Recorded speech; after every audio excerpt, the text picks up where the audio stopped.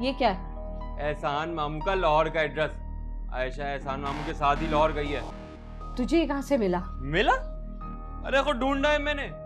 जब आशिकी सच्ची हो ना तो रास्ते निकल ही आते हैं। मगर बेटा। अरे अभी अगर मगर छोड़ो, बस अपने बेटे को खुशी खुशी रुखसत करो।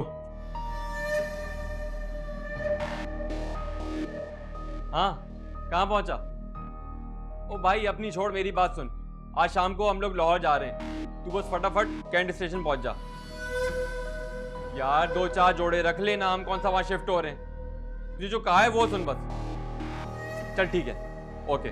देख मुनीर, तू अच्छा नहीं कर रहा है।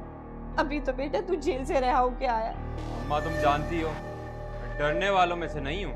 मुनीर, मुनीर मेरा बेटा मत जा। माँ को क्यों परेशान कर रहा है? हाँ तुम परेशान क्यों होती हो? तुम फिक्र ना करो, तुम्हारा बेटा आयशा को लेके ही घर आएगा। चलो अब हटो, देर हो रही है। मुनीर, अरे हटो भाई। मुनीर रुक जा।